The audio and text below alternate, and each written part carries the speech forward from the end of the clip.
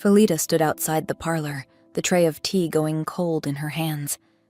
She could not bring herself to open the door. She'd served in the household for 5 years, almost to the day. She could have done her job blindfolded, but she'd never been faced with a guest like this, because on the other side of that door was the man who had tried to kill her. Daristan, her husband, the Alphaking. At least, he'd been her husband for a grand total of 1 day. That's the amount of time it had taken him to try and bump her off. He certainly couldn't be accused of being a time waster. And the worst was that he thought he'd succeeded. She, Felita, was supposed to be dead. Rue, she reminded herself, the way she had reminded herself 10,000 times, because her true name still surfaced whenever she was frightened. You are Rue, a plain old maid with a plain old face and steady hands. Felita had drowned. Felita had to stay drowned, for her own safety. What if Daristan recognized her? Will he know me? She thought. Because if he did recognize her, if he saw through the charm that was protecting her, then the game would be over, and he would finish what he had started. She chewed her lip so hard, it almost split. All this time, she had thought herself safe. The first year, she had flinched at every hoofbeat on the drive, every strange face at the gate. The second year, less. Somewhere in the third, the fear had quietly packed itself away. She'd been born to silks and fans and a royal court, but had learned to scrub floors and wait tables gratefully. A maid's aching back was a small price to pay for her life. She had made friends with the help, become one of them, found the happiness in simple things. Somewhere along the way, she had stopped looking over her shoulder. This morning had proved that assumption wrong. At dawn, word had reached the servants' hall. The king is coming. A betrothal arranged for him under this very roof, a fresh bride, the daughter of the household. The other maids had read her stillness as composure. None of them had felt the cold fear turn over beneath her ribs, and then the order, which had turned dread into something worse. You'll carry his tea, Rue. Because she had the steadiest hands, had proven her composure countless times, she was to be his personal cupbearer. Of course, it was quite a step down from what she had been to him. His bride, an arranged match, politics dressed in white. Now, somewhere above her head, there was a marriage being negotiated for him this very hour, and she was the woman polishing the floors his new engagement would be danced across. Oh, the irony. The sweet, poisonous irony of it all. Rue's hand found the small charm at her throat, the one Betsy had given her. Her only protection against the Alphaking behind that door. It had worked for the past 5 years without mishap, masking her true identity from detection. With the charm, she looked to everyone like Rue, an ordinary and self-effacing maid, a forgettable face, a forgettable voice. Little Miss Forgettable. She looked down at the tray. The good china. The thread of steam already thinning. Rue's face warped small and strange in the curve of the silver pot. Please, she prayed, may the charm hold. Footsteps. Betsy, bustling past with an armful of linen, slowing when she saw Felita's face. You've gone the color of the tablecloth, she murmured, and reached up to smooth Felita's collar with a quick, warm hand, the way she'd done 100 times. But the hand was not quite steady, and there was a tightness about her eyes that Felita had not often seen. Betsy was frightened too, she realized. As the only one in the household to know her secret, that made perfect sense. Keep quiet, sweet pea, she said, low and even, as much to herself as to Felita. Don't draw attention to yourself, and you'll come through this just fine. A pat to the cheek, and she was gone down the corridor, and Felita felt steadier for 10 whole seconds. The voices within rose, and one of them was his. lower than 5 years of memory had kept it. A voice built for giving orders. It was the voice that had spoken her wedding vows in a hall full of strangers, and the sound of it chased the air from her lungs. Her hands tightened on the tray until the china stopped its faint trembling.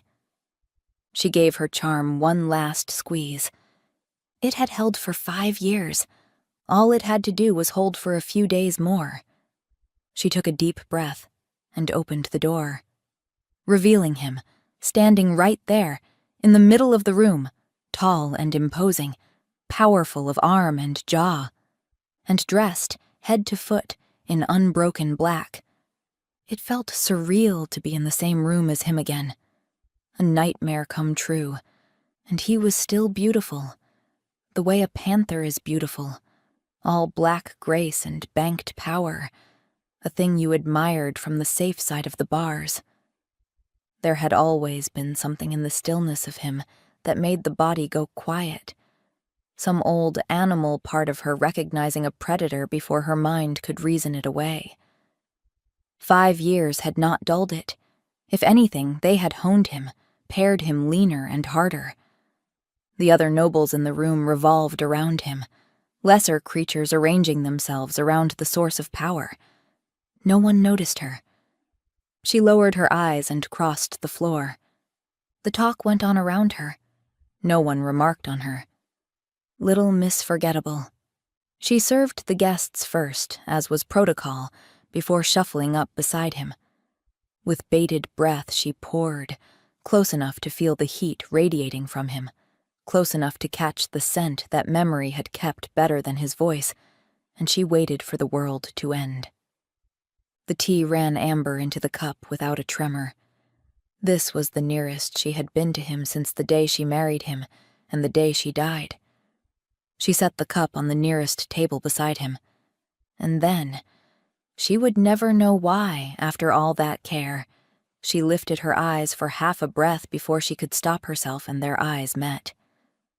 The question she had let herself stop asking for years, the one that had come roaring back this morning with all the rest, stood open and ringing in her chest, filling her to the throat, leaving room for nothing else in the world.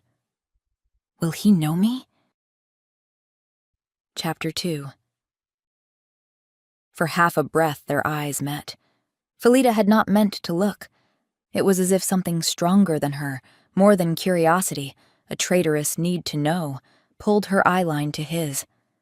Quickly, she lowered her gaze and stared hard at the silver pot in her hands as though her life were poured into it. Which it was. Don't look up. Whatever you do, don't look up again. Her heart slammed against her ribs hard enough that she feared he could hear it. A wolf could hear a great many things. He had not looked away. She felt it the way prey feels the shadow pass overhead, the weight of his attention still resting on the side of her face. It's just your imagination, she told herself. And yet the moment stretched. 1 breath. 2. Longer than was normal. Longer than was safe. He couldn't recognize her. Not with the charm. And yet, he was squinting at her, as if trying to work her out. Surely not. She felt the floor tilting, the room going bright and strange at the edges, fear almost giving way to panic. It was all she could do to keep from sprinting out of the room and right out of the household. Then, mercifully, movement at the far doors caught Dariston's attention. The daughter of the house was being brought in, fresh and hopeful in pale silk, and the king's attention turned away from Felida and toward his bride-to-be. Felida retreated to the edge of the room, refilling cups, eyes glued to the floor, then vanished into the shadows with the other servants. There she steadied her racing heart and watched him. That had been far too close for comfort. Her eyes returned to his black clothes. Black, head to foot, not a thread of color on him. It was an odd choice of color for courting. He looked more like he was preparing for a funeral. Perhaps he was in mourning? But who could have been so important to Darriston that he would wear his sorrow into the place he was meeting a brand new wife? Felida watched it from behind her tray. She only knew the girl by sight. Felida had never been one of her maids, and only knew her as a bright figure who belonged to a different floor of the same house.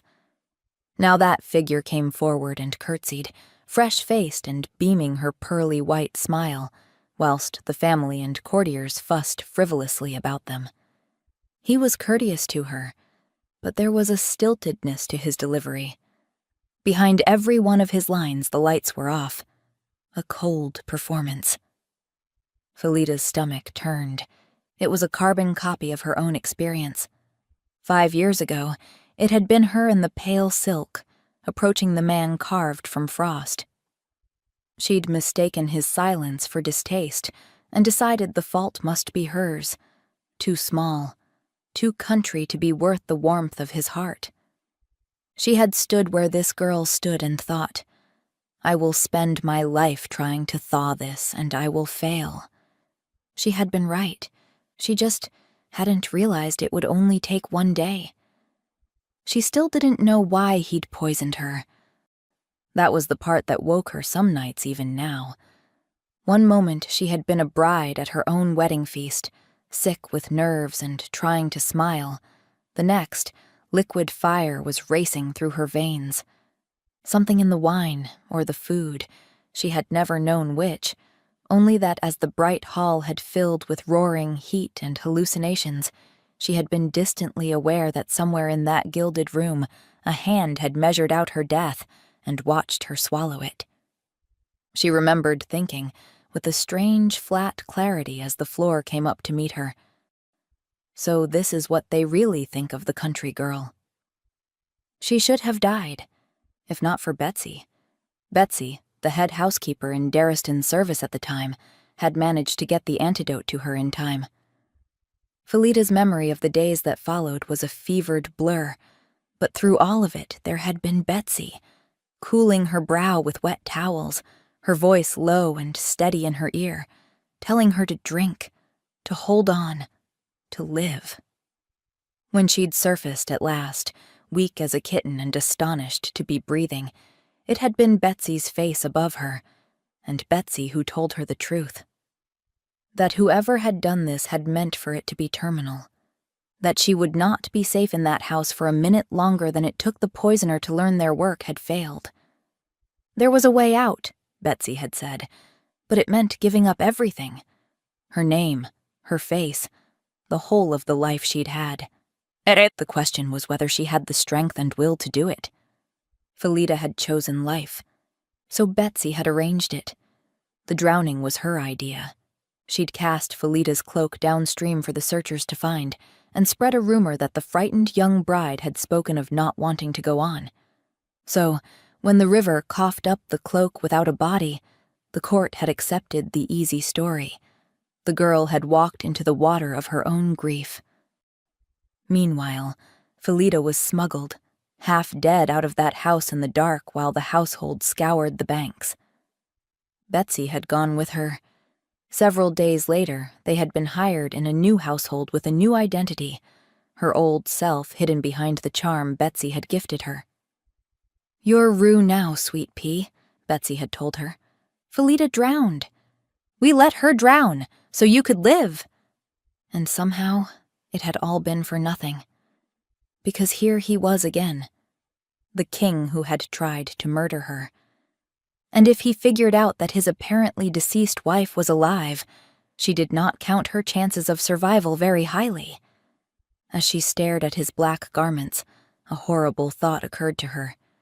Because if he was in mourning, it had to be a recent and important loss. Was it another wife? Had there been another wife between them?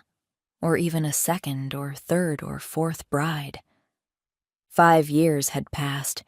It was altogether possible that there had been other murdered women in the interim. And as she looked at the young lady, batting her eyelids at him, she felt genuine fear trickle down her spine like cold ice. "Run," she wanted to say to the girl. "Whatever they have promised you, run." As if he had heard her shout out loud, Darriston suddenly turned, his intense eyes picking her out at the back of the room immediately. A stillness came over him, the way a hound goes rigid at a scent on the wind. The talk went on around him. For one long beat, he did not look away. "Don't run," Felida reminded herself internally. Running was a confession of guilt. She stayed where she was, staring straight in front of her, praying. "You." His voice was low, pitched for her alone, though the guests heard it and went quiet. "Who are you?" Every eye in the room turned upon her, puzzled by the king's behavior. Felida licked her lips and took a moment before answering. "The maid, sire." A servant's words in a servant's voice. Underneath them, her pulse went wild, and still he stared. His gaze groped at her insistently. "Sire?" The young lady's voice, small and uncertain. "Is something the matter?" He surfaced, and Felida watched the mask slide down over his face. "Forgive me." He turned back to the girl with a visible effort. "She reminded me of someone." "Someone." Felida's hands managed not to drop the tray. She waited a few minutes, then withdrew from the room, with the pretense of checking on the new batch of tea being made in the kitchen. She felt Darriston's eyes follow her the whole way with that unfathomable expression. Had he recognized her? Why had he questioned her so directly? Her hand flew to her charm to check it was still in place. Did charms wear off over time? A question for Betsy. She was deathly afraid, because if he found out who she was, he would finish the job he'd started. Trying to still her shaking breaths, she went to find Betsy. Betsy would know what to do. Chapter 3.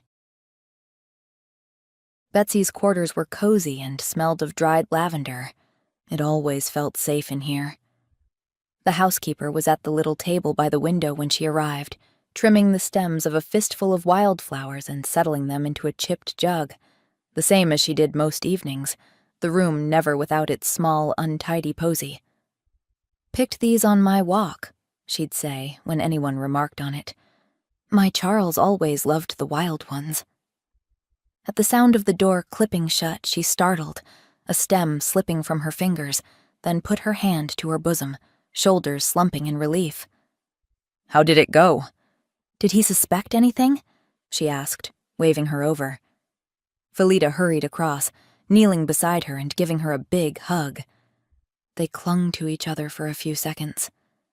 The intensity of Betsy's embrace was a physical comfort that made her feel more grounded. She had survived the first encounter unscathed. "I didn't drop the pot, at least," Felida laughed nervously. "But he stared at me, like he could see through the charm, like somewhere under it all.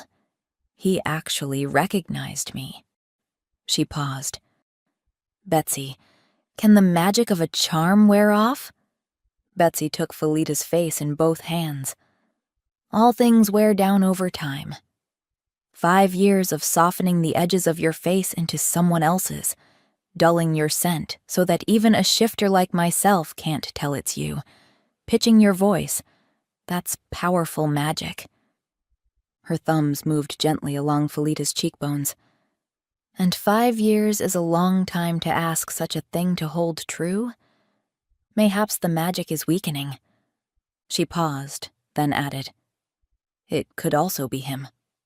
The charm is protecting you primarily from Darriston.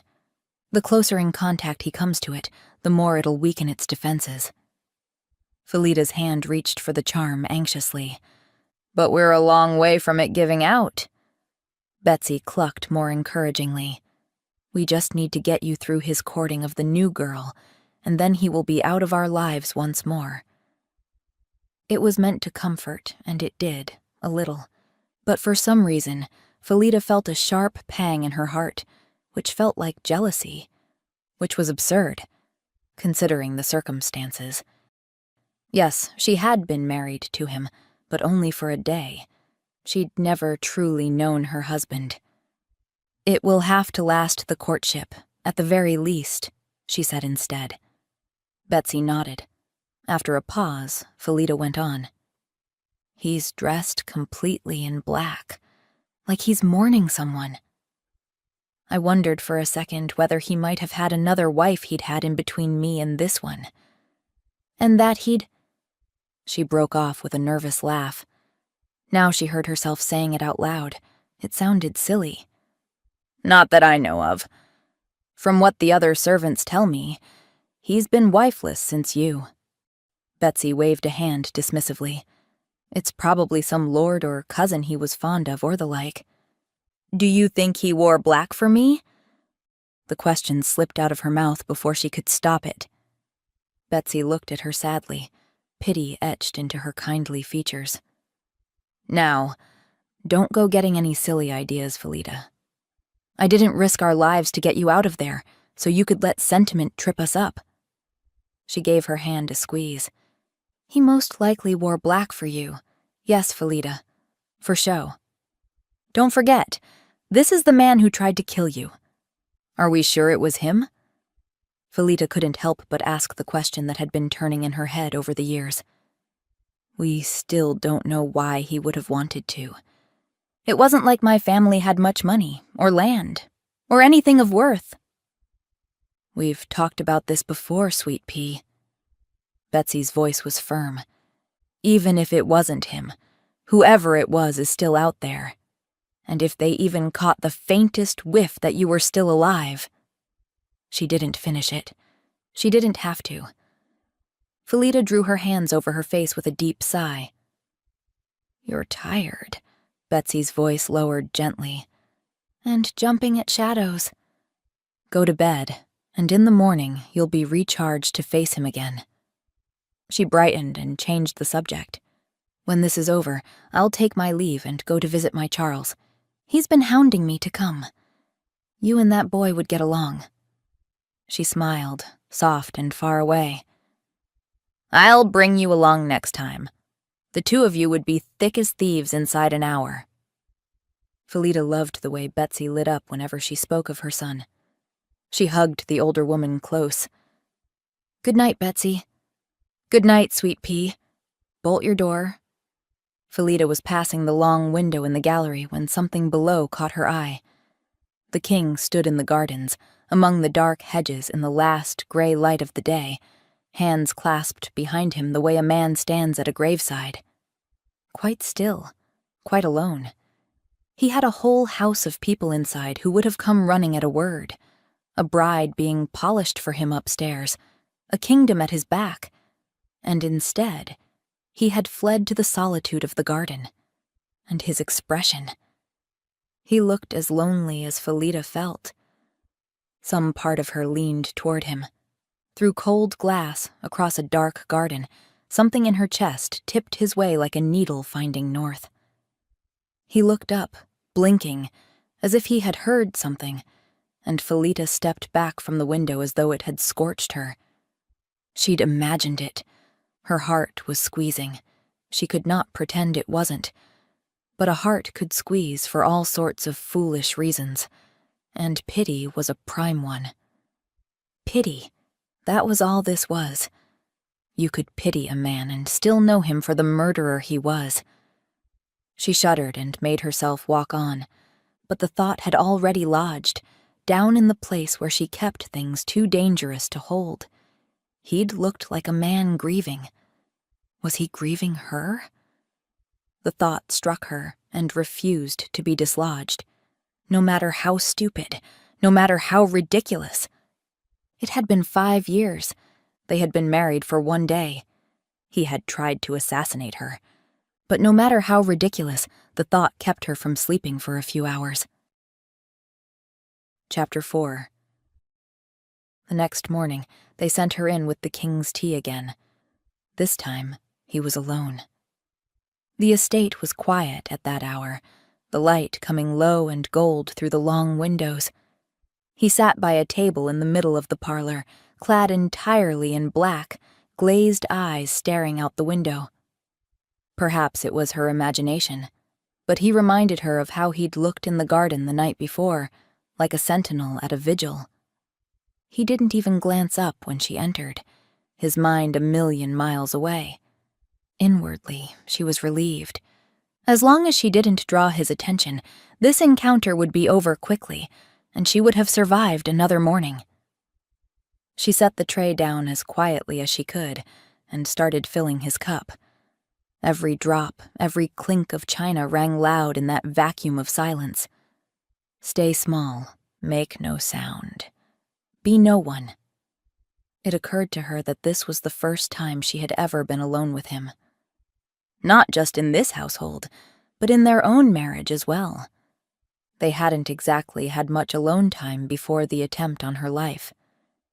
She had been so young and naive back then, a country girl who'd expected to be liked for her honest warmth. Instead, the court had taken one look at her and snickered with derision behind their fans and hooded eyes, and Darriston had been no better. Her husband-to-be had met her with a face like frost on glass, devoid of any warmth. It didn't matter how chatty and pleasant she'd tried to be, she'd been met with the same cold blankness every time. It had been the Queen Mother who'd voiced what everyone had been thinking. Wilhelmina, icy and unforgiving as a winter storm, had caught her alone 3 days before the wedding and looked her over with an expression that could have frozen fire. "You are not good enough for him," she'd said. "He's better off dead rather than marrying the likes of you." Only days later, they tried to put her in the ground, which made her wonder, if no one had wanted the union, why agree to it in the first place? It was a question she'd never really explored. There had to be someone who actually wanted the marriage. Felida glanced at the king. A question for another time. For now, she just had to set the pot down, curtsy, make her exit, and she would have survived another morning. Soundlessly, she started across the carpet toward the door. "Stay." The word stopped her and her heart, mid-stride. "Please." His voice was low, and rougher than she had ever heard it, as if he were waking from a deep sleep. And the thing that made her pause was that it wasn't a command. There was a pain in his voice, deep and vulnerable. This was a plea. Despite her fear, unable to resist the request, she turned to face him. He was staring at her in the same way he had been yesterday, as if trying to understand a dream. And his eyes were filled with such intensity, it stopped the breath in her throat. They roamed over her face, searching, hungry. Felida couldn't help noticing the flecks of black in those golden eyes, feel the full power of his physical frame as it stood slowly and towered over her, even from the distance of several paces. It made her heart race in a way she wasn't sure she was comfortable with. Remarkably like the day of her wedding, when, despite how unwelcome she had been made to feel, he had seemed to her like the most beautiful person in the world. She'd forgotten that until now. He moved slowly towards her, as if moving too fast would chase her away. "You look like my—" he started, and something else swam in his gaze. Grief, surprise, a deep desperation. "Your Majesty?" she breathed, eyes locked to his sensuous lips. At her voice, he blinked rapidly and shook his head, as if waking from a dream. "Forgive me." He retreated into formality. "I thought I saw a ghost." "You may go." Felida hesitated, a deep part of her wanting to reach for him even as he withdrew. Then her survival instincts kicked in again, and she fled as quickly as she dared. She hurried down the corridor, around the first corner, and only there, with cool stone at her back, did she stop. Her heart raced like a beating drum. She pressed a hand flat to her chest, as though she could quiet it by force, and breathed, and waited for the world to shrink to its ordinary size. "I thought I saw a ghost." The charm was failing. That much was clear. Somehow, his gaze had pierced through it, and he'd seen her through the thick fog, if only for a moment. What if it had failed entirely? Suppose he hadn't just assumed he was imagining things? What if he had truly believed he'd seen his drowned bride, risen from the dead, casually pouring his tea? Which made her think. Because the look on his face hadn't been that of a man surprised by the apparition of his murdered wife.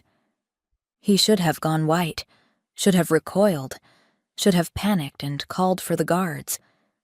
Instead, he had stared at her with hope, an open flash of happiness.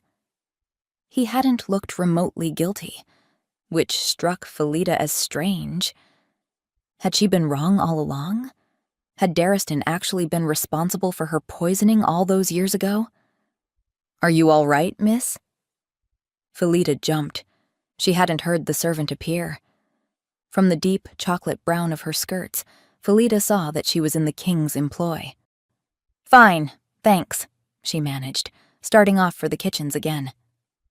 The servant fell into step beside her, touching her elbow gingerly.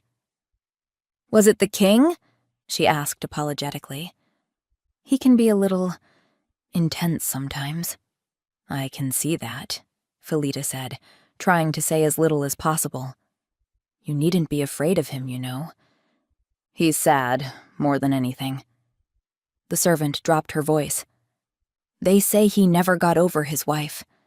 5 years, and not a soul since, not for want of the council trying. All of this courtship is the council's doing, not his. They say he buried his heart with her, and never dug it up again." Before Felida could allow any emotion to show on her face, she excused herself and hurried away to the nearest bathroom. She splashed water on her face. It was too much to take in. Staring at her own reflection in the looking-glass, she turned over the new morsel of information in confusion. Darriston grieved her. Not a wife in between her and his would-be bride here. Not someone he had bumped off in the 5 years in between. Not some random soldier on a battlefield or a close relative.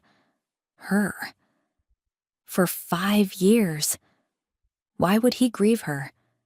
They'd only been married a single day. Was he really mourning the wife he was supposed to have wanted dead?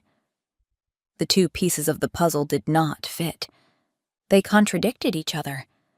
Because if this were true, then he couldn't have wanted her dead. Couldn't have tried to kill her. It didn't make any sense at all. And that threw an uglier question into the mix. If he hadn't tried to murder her, then who had? Chapter 5. By morning, she'd come to her senses. It was gossip. That was all it was.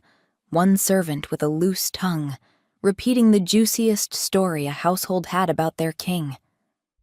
He never got over her. People loved to say such things. Swooning, tragic romance was far more interesting than fact, such as mourning a lost cousin or dear friend. It had been too easy to believe. A woman didn't discard 5 years of certainty on some rumor. Until she had something better, the king was still the man who had wanted her dead, and she would continue to hide from him accordingly. But over the next few days, things started to happen that began to challenge this certainty, as she kept his cups full of tea, of wine, of whatever beverage he required at that specific time of the day. She started to see a man who she'd never had the chance to meet. She watched him listening to the stable hand dispensing advice on how best to take care of his magnificent steed. She watched him give him a copper for his troubles and thank him with a warm smile she'd never seen. She watched him listen to the steward's dull accounts with a patience no one was making him spend, nodding and even offering his consolation. He never snapped, never talked down to the staff. He spoke rarely, only listened, and people were grateful to him for it. And then she watched the cook's boy run into the path of his horse as they prepared to go riding, scaring the beast and nearly upending both him and the king into the mud. Felida braced for the cuff, the reprimand. Instead, the king crouched down on the cold stone, on a level with the boy, asked a single question and listened whilst the child fought a stammered sentence all the way to its end. Then he answered him gravely, as though the boy were a lord, and sent him on his way grinning. It made her wonder. Had he always been this kind? It proves nothing, she insisted to herself. A man can be gentle to a child and a monster nonetheless. And yet, when she stared up into the dark ceiling at night, she wondered.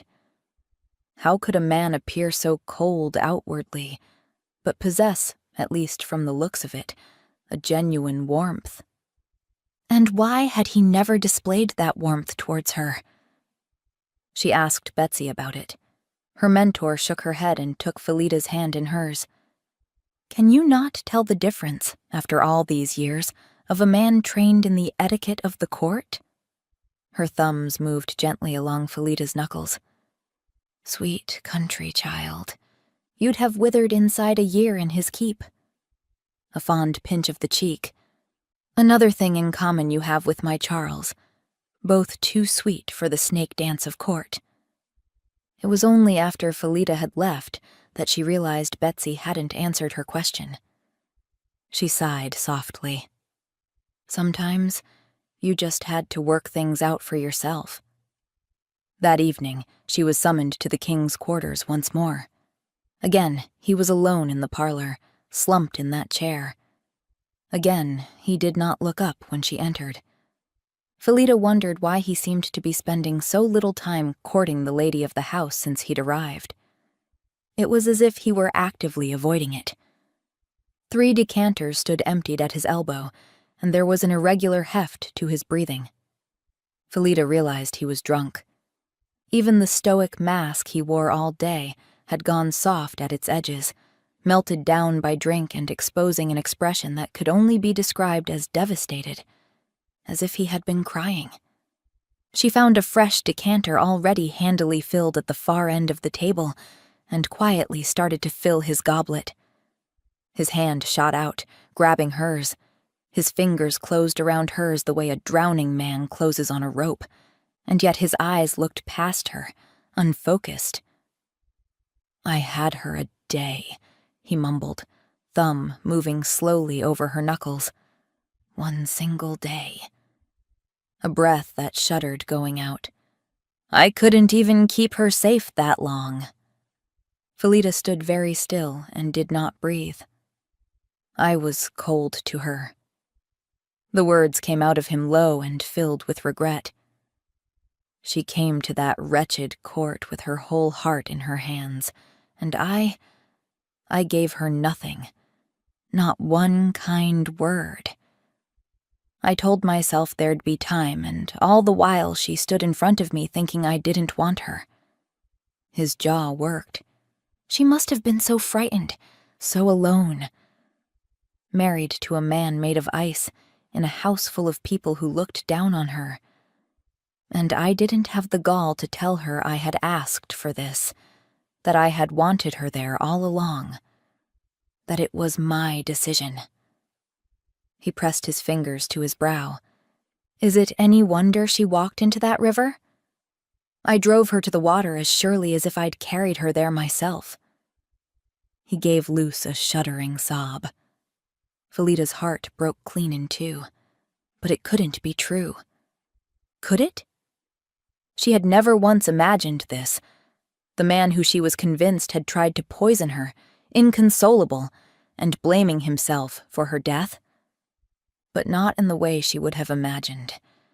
This felt like the confession of an innocent man. The court thinks I have no emotions, he went on. Like with the soldiers I put in the ground during that senseless war 5 years ago. I sent them charging into Nyware Canyon, underarmed, without support, and they were slaughtered. I couldn't save my wife, and I couldn't save my soldiers. He gripped the goblet of wine so hard it would have shattered were it glass. I am so tired of surviving the people I fail. Felita stared at him, her entire world turned upside down. A murderer did not grieve for the wife he'd tried to kill. A man who had measured out her poison, did not sit 5 years later weeping that his own coldness had sent her into the water, especially not to a perfect stranger to whom he needed to prove nothing. He hadn't tried to murder her. Someone else had, and with that knowledge, she realized that if that were true, by faking her death and disappearing the very next day, she had not only abandoned him, she had handed him a grief he would carry as his own crime. She had let him believe he had indirectly killed her. The guilt came down like the roof itself. She wanted to take that ruined face in both her hands and kiss his brow and pull him against her and tell him the truth, that he had killed no one, that the girl over whom he grieved was alive and well and standing right here, that he was innocent, that he could set the weight down. The longing to comfort him was so fierce it frightened her. But she did not move, because 5 years was a long time to fear a man, and the heart did not turn on a single drunken confession. Some deep, frightened part of her was still braced for the cold to come back, still waiting for the murderer she had run from to show his face. She could not unmake him villain and remake him victim in the space of one night, however much the rest of her ached to. And there were still things that did not fit. How could he mourn so deeply a woman he had barely known, a stranger of a single day, met only with his frost? Grief like this belonged to a love she could not account for. Something at the center of it all was still missing, some piece she did not yet hold. So she only reached, gently, to take the wine from his hand, out of care, the simple care of one person for another in pain. He surfaced and saw with dawning horror the liberty of his own grip on a servant's hand, and he let her go as though she'd scalded him. "Forgive me." The mask came down over the ruined face. "I forget myself. You should go." "Thank you. Go." He took a deep draught of his wine and waved her away, clearly ashamed to be seen this way. It was all she could do to turn and obey him. She felt responsible for his state, wanted to comfort him, but she knew, deep down, that now, when he was this drunk, was probably not the right time. Retreat, reassess a strategy, deal with the confusing, conflicting feelings raging inside of her, and return clear-headed. That was the logical thing to do. She had not made it 3 steps when a certainty out of nowhere seized her by the throat, dropping into her chest like a stone into a well. He is in danger. This very moment. She whipped back around. The king slumped to the floor. The glass tipped beside his open hand, the last of the wine soaking dark into the carpet. His chest was working too fast, then not enough, a man's body fighting something already inside it. She knew that fight. She had fought it before. Poison. "Help!" She was on her knees beside him, hands on his face, his chest, his frantic pulse, before she realized she'd moved. "Someone! Help! The king! Someone help him!" Her voice tore down the corridors of the sleeping house. The dead bride, on her knees, fighting to keep her husband breathing. And under the terror, a new question detonated, blacker than any that had come before. Who in this house wants him dead? And why? Chapter 6. The king had been poisoned. Within the hour, a rider had been dispatched to fetch the Queen Mother. Guards filled the halls. Courtiers who had trailed in with the king's party stood about in their nightclothes, ashen-faced, already wagering whose neck the blame might fit. The whole estate had the feel of a ship that has struck something in the dark and not yet learned how badly it is holed. Felida kept her head down and her hands busy. The king's closest advisers had already expressed their gratitude to her. If she'd waited a few minutes more, they would be preparing their Majesty's funeral rather than his sickbed. Felida knew sick rooms. She had been the patient in one herself. from the same poison as the one that had almost done it for her. She'd smelt that sweet licorice undertone on her own breath 5 years ago. The same hand, whispered a small, cold voice in the back of her head she did not yet want to listen to. The same poison and the same hand. She spread cool cloths over his bare torso, trying to ignore how it looked like it had been carved by the gods themselves. She coaxed water past his lips when he could swallow, and held him down, hands flat on his chest when the fever took him, and he thrashed against it. The hours folded into one another. The candle guttered and was changed and guttered again. Betsy helped when she could, in and out across the long night, lending Felita her steadiness whenever the worst of it came. And the longer she stayed, the thinner the charm wore. She could feel it weakening. His fevered heat soaked into her, and her own scent rose with the effort and the fear. The magic that had hidden her for 5 years had never been asked to hold up under pressure like this, pressed close as a lover against the one man in the kingdom from whom she was hiding. That was the terrible joke of it. If he were well, the very nearness that was keeping him alive would have undone her in a heartbeat. But now, things were different. She knew that he hadn't tried to kill her, which meant she didn't need to hide from him anymore. But she would have to reveal herself at the right moment. The true killer was still on the loose, had tried to kill the king with the same rare poison that they'd slipped into her drink. If the murderer found out she was still alive, it didn't bode well for her. No. She had to be clever about this, and work from the shadows until she put the whole picture together. Somewhere in the deepest dark of the night, when they were alone, he surfaced.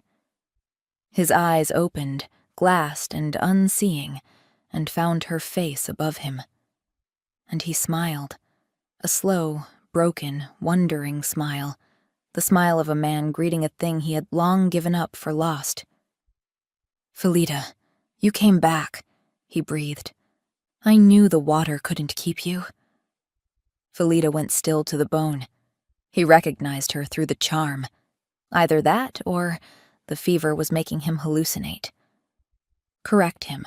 Tell him you're the maid. Tell him it's just the fever. She opened her mouth. Nothing came. She could not make herself take it from him. This one impossible thing. His dead wife come back to sit beside him in the dark. "Oh, my darling." The words fell from his lips, slurred and loose. He sat up, hands groping for hers and tucking her small digits into his large ones reverently. "I should have told you." Unable to stop herself, she whispered back. "Told me what?" "I knew it the first hour you came to that wretched court," he continued breathlessly. "That you were mine, my mate. And I said nothing. You were frightened and human, and I thought I'd scare you off. I thought there'd be time to get you used to the whole idea. If I'd known we'd only have a day, I would have told you in a heartbeat." The word went through her like a struck bell. Mate? Felita was human, had never understood the concept of the mating bond. That strange, magnetic pull she'd heard shifters mention. And yet, the moment he named it, she realized that it had been with her all along. 5 years she'd carried the thing with nothing to call it, the traitor thread that leaned toward him across a hall full of people who despised her, the pull through cold glass in a dark garden, the certainty that he was in irrevocable danger when poison had touched his lips. Foolishness, she'd called it. Madness. Pity. Everything except what it truly was, because no one had ever once told her what it really was. "I drove you to that water." His grip tightened on her hands, and his fevered eyes filled. "I was so cold to you. I let you stand there thinking you weren't wanted, and you were the only thing I have ever wanted in my life. And you walked into the river rather than spend one more day with me." A tear slid loose. "Forgive me. Wherever you are, forgive me. I would give the whole kingdom to have told you." Felida could not breathe. Her heart wanted to tell him that he was wrong, that she had never walked into any river at all, but her mind held her back. It was still too dangerous to reveal herself. "I can feel you again." His hand found her jawline, caressing it, and his fevered eyes shone with unbridled joy. "Which means I must be dying too. I must be coming to join you." A weak, wrecked laugh before he shook his head with resolute happiness. "Good. I'd sooner die feeling you than live one more year without it." He couldn't have been more wrong. He wasn't feeling her because he was dying. He was feeling her because she was alive, and 3 feet from him, and the charm that had muffled her was wearing thinner by the hour. She had been loved. It was the answer to her question, and not the one she'd expected.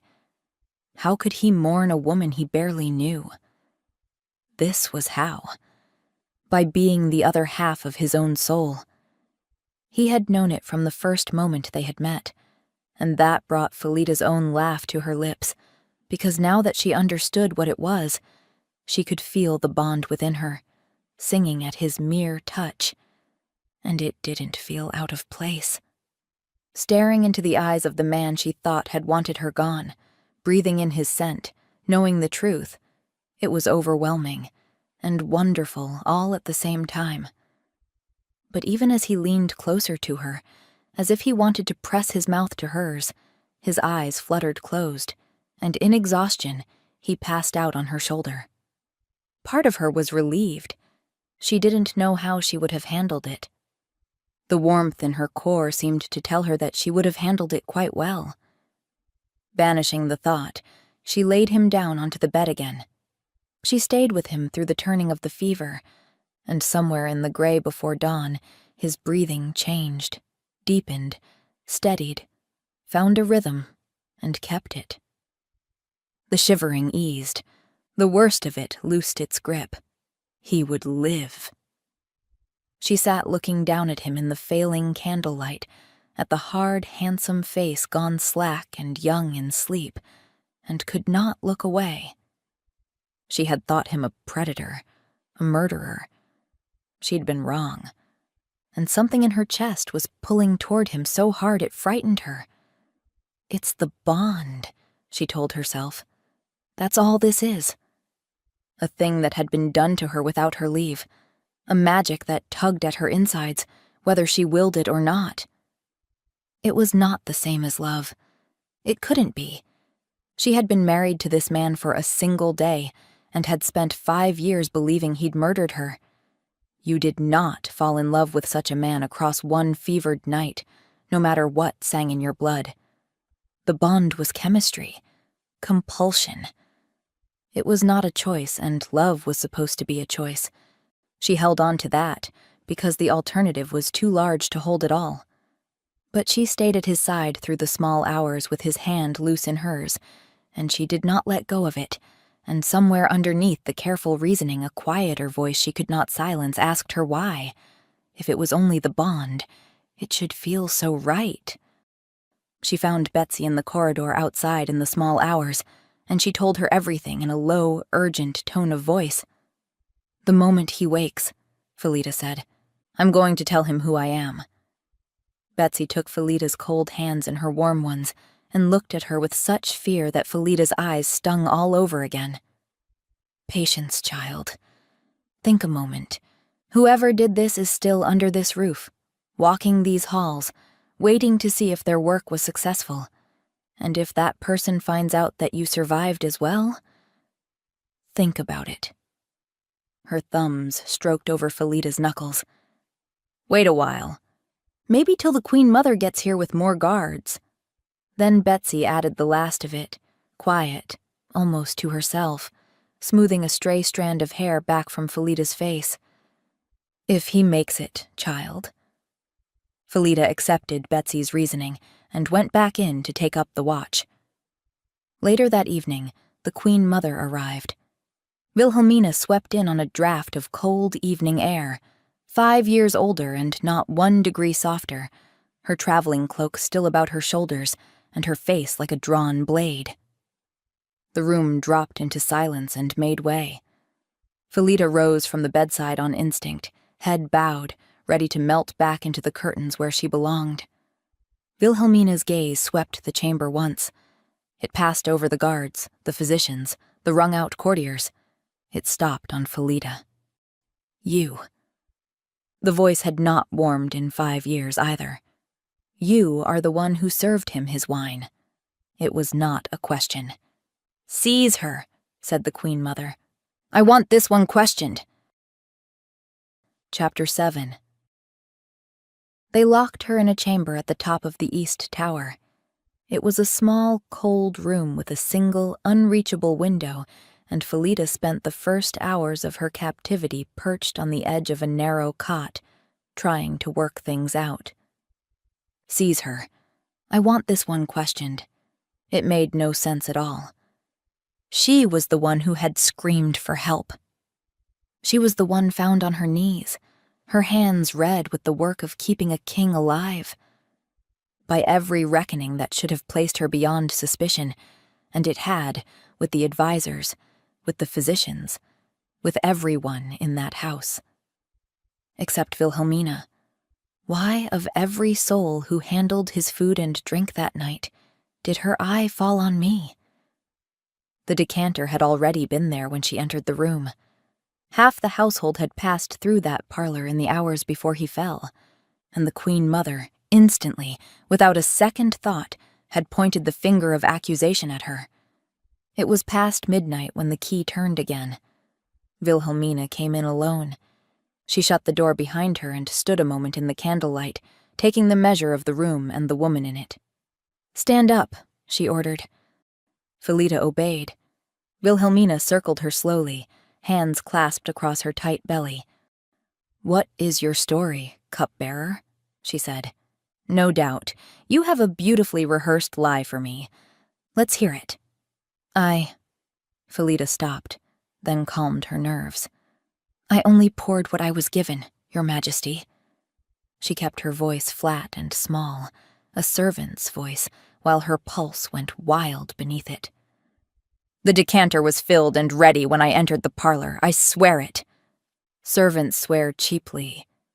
Wilhelmina's eyes moved over her face, and Felita wondered with a thrill of terror if the charm had worn down enough for the Queen to see her. But the woman's gaze held only suspicion, not recognition. I trust no one in this house, especially not the help. It's always the help, whether you admit it or not, so it's in your best interest to confess anyway. Felita saw the cold certainty in the woman's pursed lips, the willingness to lock a girl in a tower on nothing but a prejudice, the haste to find a culprit straight away, regardless of manifest guilt or not. And a thought began to take shape in Felita that turned her cold from the inside. 5 years ago, 3 days before her wedding, the Queen Mother had cornered her and told her the words, "He's better off dead, rather than marrying the likes of you." Although shocking at the time, Felita had taken it as a throwaway remark, a nasty way of saying that Felita would never be accepted into the family. But seeing her standing there now, with the careless way she was treating an innocent girl without a shred of proof, the words rang more ominously. He's better off dead rather than marrying the likes of you. Dead. Not I'd sooner not see you married. Not you'll never be queen. Dead.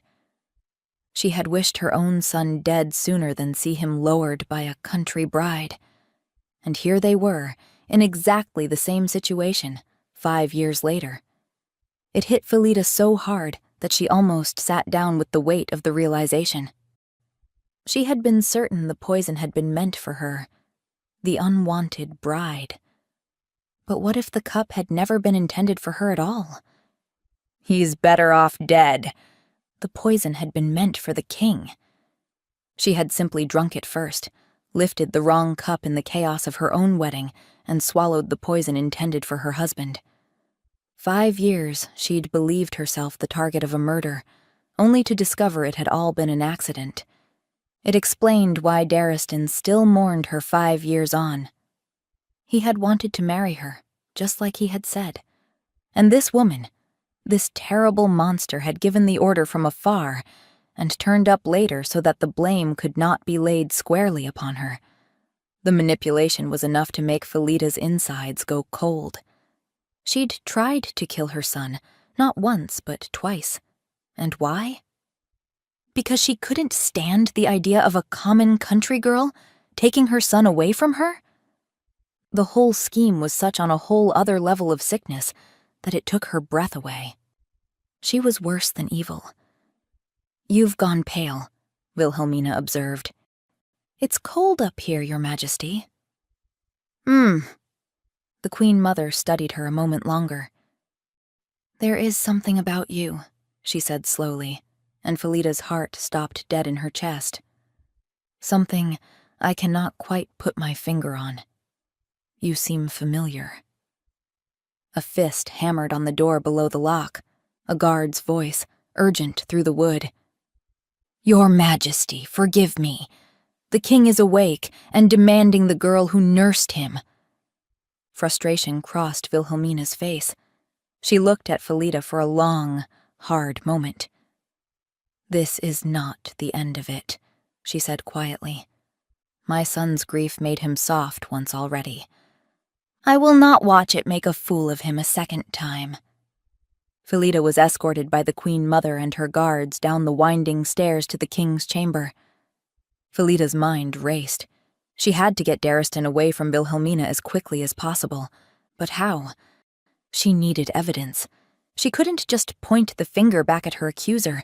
No one would believe her. The king was propped against his pillows, gray and hollowed out, but his eyes were clear. They found Felita the instant she came through the door, and something in his ravaged face eased. "There she is," he breathed. He turned his head with effort to where his mother followed Felita in, cold and silent. "What is the meaning of this?" "You locked her in a tower?" "She poisoned your wine, Daristan." Felita bit her tongue. "She saved my life." It cost him to raise his voice. "She never left my side." His gaze came back to Felita, and it was warm and grateful. "You will not touch her again. She is under my protection. Do you understand me, Mother? Mine."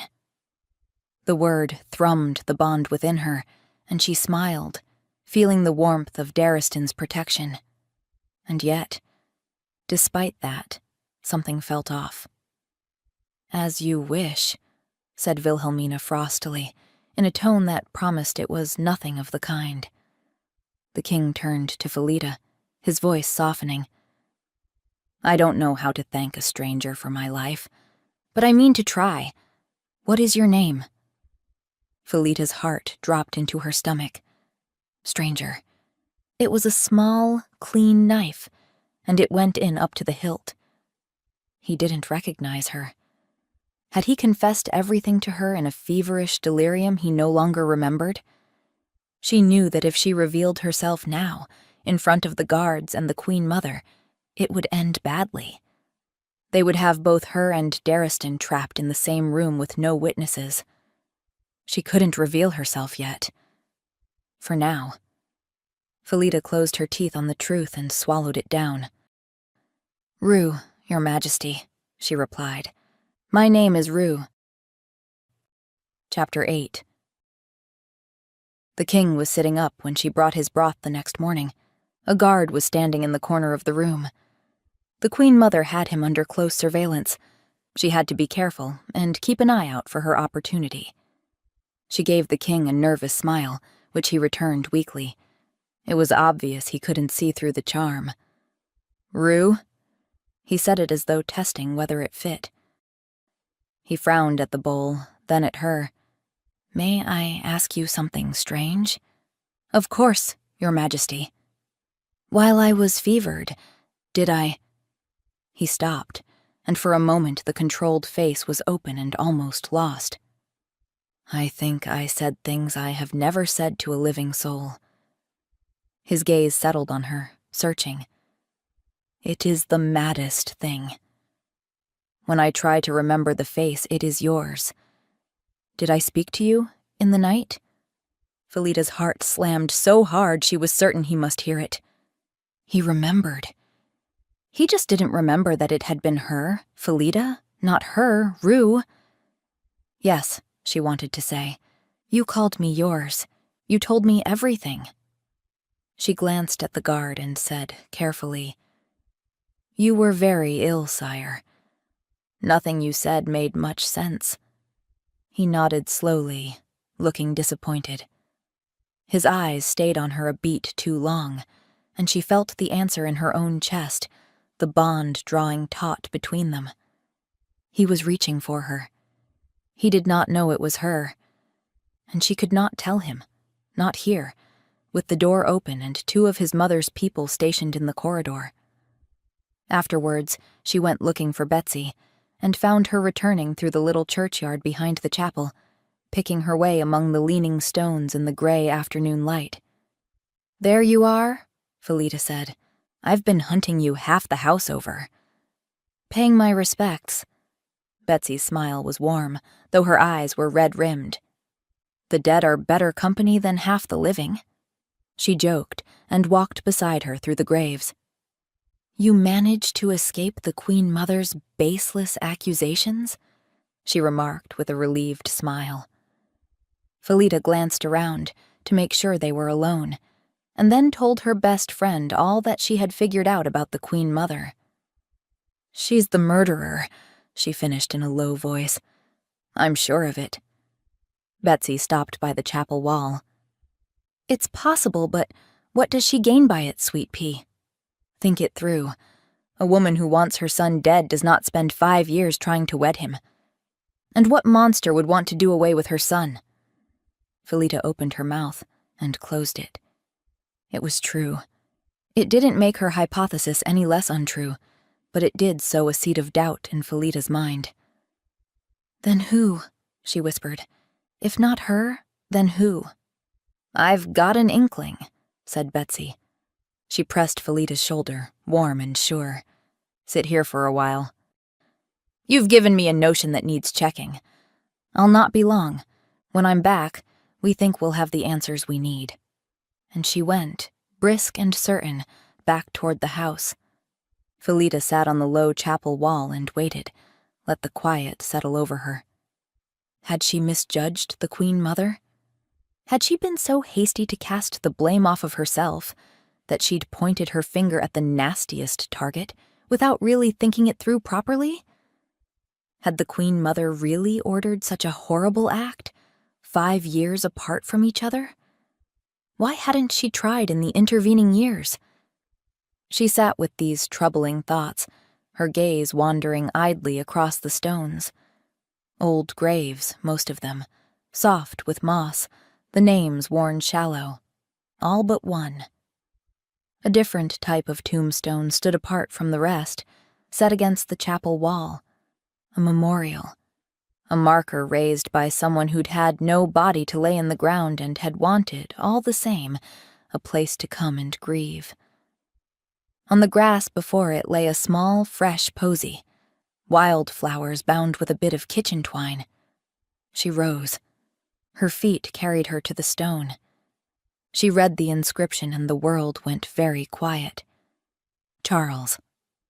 Beneath the name, the year, 5 winters gone, and an inscription. Fell in service in Nyware Canyon. Far from home, but never from his mother's heart. A soldier.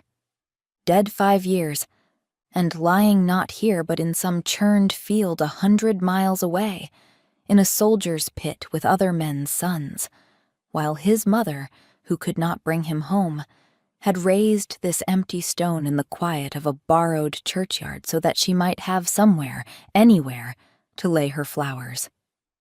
Charles. Charles, whom Betsy spoke about visiting, whom she'd painted as a living boy who had lots in common with Felita. Charles had been 5 years dead, slaughtered in Nyware Canyon, where Darriston had confessed to sending his soldiers to their deaths. Could it be? Could Charles have been one of his soldiers? Did that mean that Betsy? No. Not her. Not the woman who pulled her from the water. It could not be her. A wave of cold dread broke over her, and abruptly she felt Darriston, through the bond, the way it had the night he had been poisoned, screaming down the length of it. Danger. She was already running. Sit here for a while. You've given me a notion that needs checking. Betsy had risen from her son's grave and gone to finish what she had begun on a wedding day 5 years past. Felida ran. Out of the churchyard and up through the gardens, the breath tearing in her chest and the bond howling, one prayer left in her and beating in time with her feet. Not him. Please, let me reach him first. Chapter 9. The king's chambers stood open. The guard slumped senseless against the doorframe. Felida realized she was too late. She barged through the half-open door at a run and stopped dead. Darriston lay collapsed across the bed, one arm flung out, his chest moving too fast all over again, a body fighting poison in his blood. And beside him, calm as a Sunday morning, an empty cup in her hand and her face wet with tears, sat Betsy. Felida was already across the room and on her knees at the bedside, her hands finding Darriston's clammy brow, his heaving chest, the frantic stutter of his heart, and something broke open in her at the feel of him slipping away beneath her palms. Not the man I love. It arrived plain and total. Not the bond, not pity, not guilt, not compulsion. Love. The very thing she had been insisting the last few days she couldn't possibly feel. And the prospect of losing him now, before she had ever once let herself hold the truth in her 2 hands, was a pain beyond anything she had known. Worse than the poison. Worse than the river. Worse than 5 years of being no one.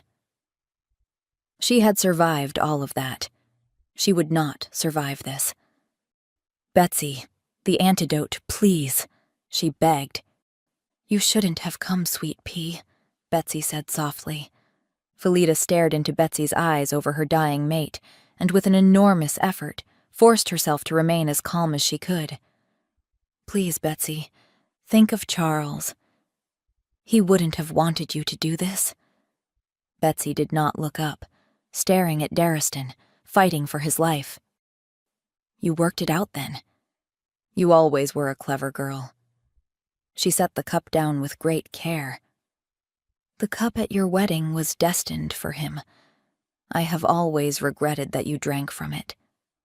Her chin trembled. He took my Charles.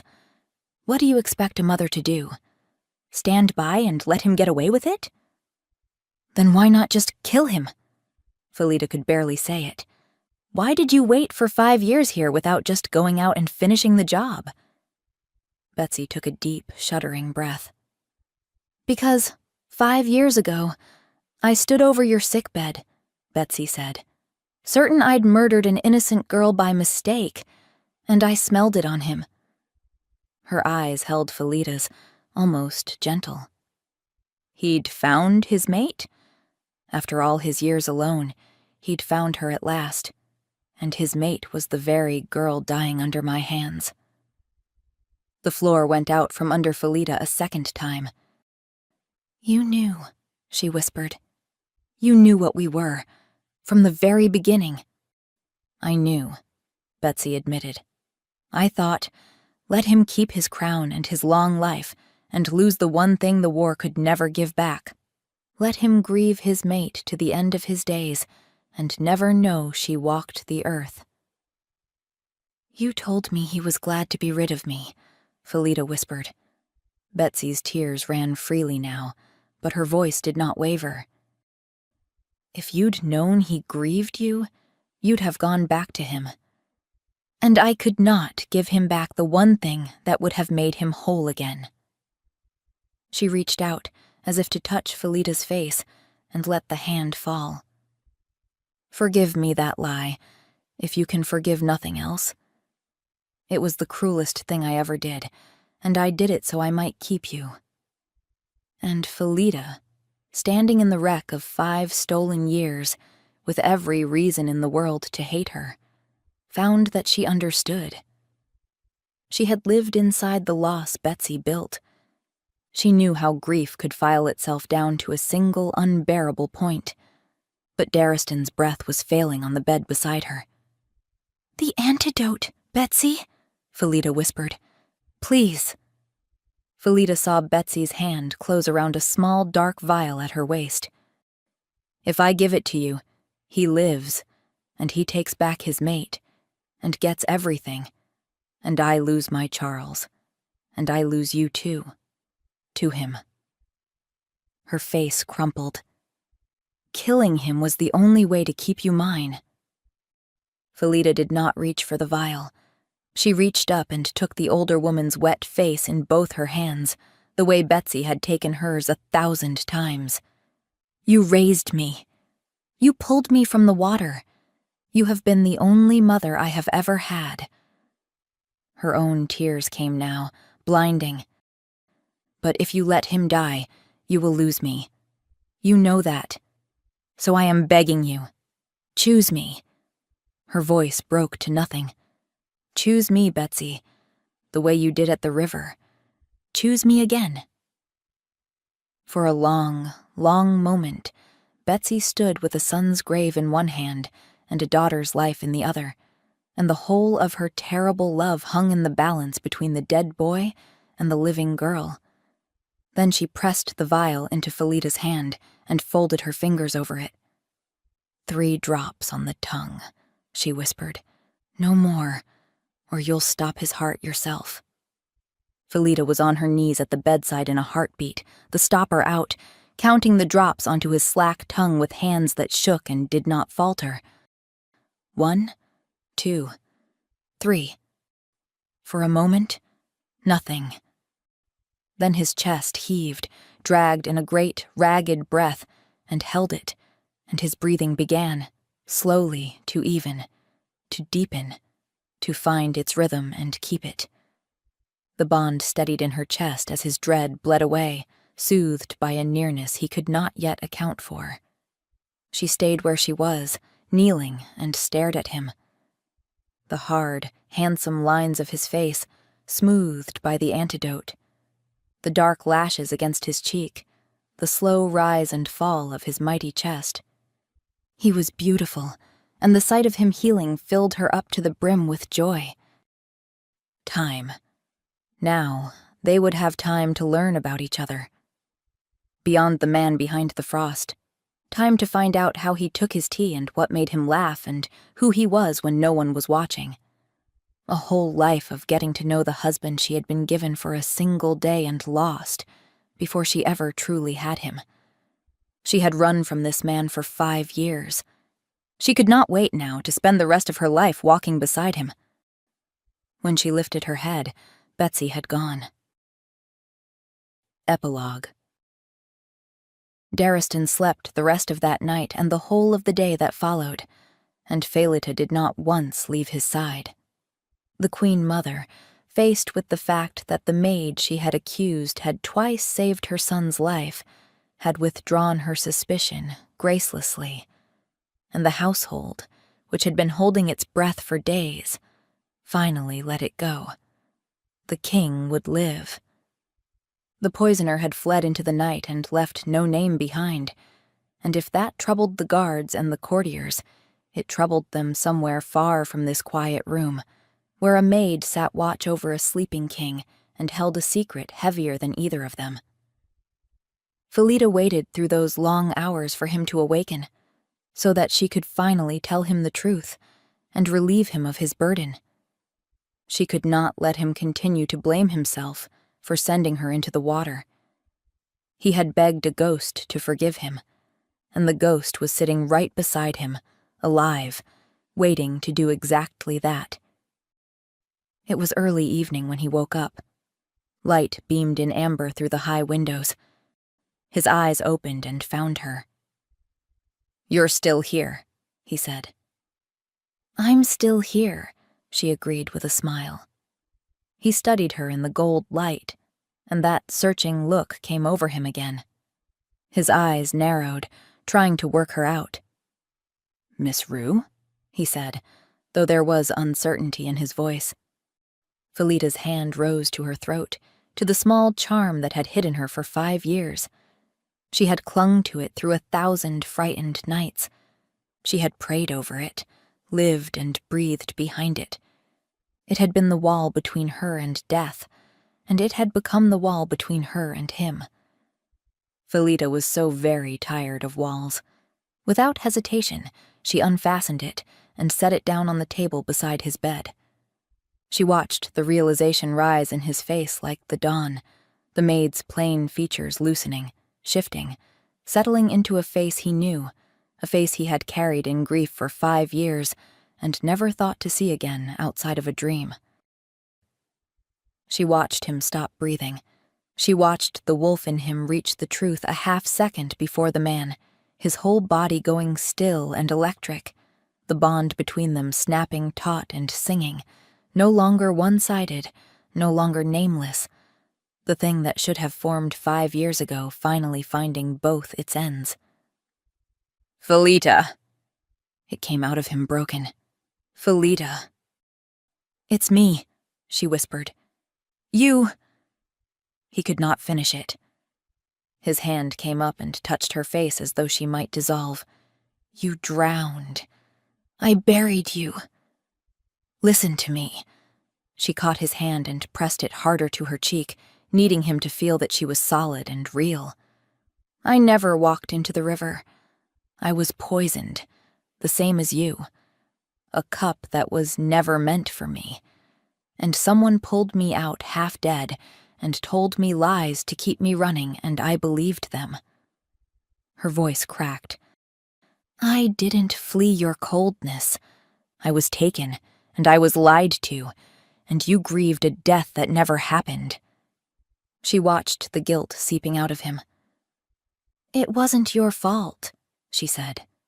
"None of it." The sound he made was half sob, half laugh, the sound of a man learning that the sentence he had passed on himself was unjust, that the worst thing he had ever believed about himself was simply, blessedly, not true. 5 years, he managed. 5 years I mourned you. And you were— "Pouring your tea," she said, and gave a wet, helpless laugh of her own. "I've been right there the whole time." He pulled her down to him then, careful and disbelieving, and the bond settled into place between them, the long, empty tether finally tied at both ends. She did not tell him it was Betsy. She had decided that too, in the long watch, the one truth she would keep.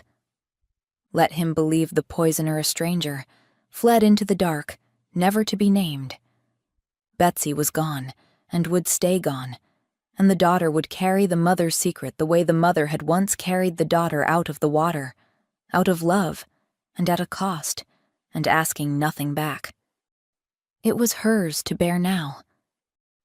Weeks later, when he had stopped wearing black and the court had stopped whispering and his new betrothal had been quietly ended, they walked together in the garden. She was laughing at something. She didn't even know what. Some small, foolish thing, and she caught him watching her with an expression full of wonder. "What?" she said. "Nothing." He took her hand and turned it over in his, tracing the lines of her palm as though committing them to memory, as though he still half feared she might prove a dream after all. The bond hummed warm and quiet between them, a thing that no longer frightened her. "I'm only glad the water couldn't keep you." "It tried its best," she said. He laughed. The frost melted clean away. 5 years, he said softly. I told myself that if I could have 1 hour back, just one, I would spend it telling you that I had loved you from the first hour, when you walked into that hall with your chin up and your eyes frightened and your whole brave heart on display. His thumb brushed her cheek. "No rush now," Felita whispered. "You have the rest of our lives now." He drew her in then, slowly, as if he could scarcely believe he was allowed to touch her, and he kissed her. It was nothing like the cold, formal press of lips at their wedding, two strangers performing a vow. This was the thing that the vow had promised. The bond flared bright and whole between them, and Felita felt it sing through every part of her, the pull that had leaned toward him across crowded halls and cold glass, and 5 years of running, finally answered. She had spent so long teaching herself not to want this. She let herself want it now. She wound her arms around his neck and kissed him back with all her strength, and he gathered her against him as though he meant to make up every lost day in a single breath. "I should warn you," she murmured against him, a little breathless, the old country brightness flickering up in her voice. "I'm a great deal more trouble as a wife than I ever was as a maid." "Good," he said, and she felt him smile against her hair. "As long as there's no more hide and seek." And Felita leaned into the warmth of him, no longer a ghost, no longer hiding, no longer anything but herself, and found that she couldn't stop smiling. Thanks for listening. I really hope you liked that one. If you'd been in Felita's shoes, would you have kept Betsy's secret out of love? Or would you have told the king the whole truth, no matter the cost? Let me know your answers in the comments. I'd love to know your thoughts. See you soon for another story. Much love, Lily.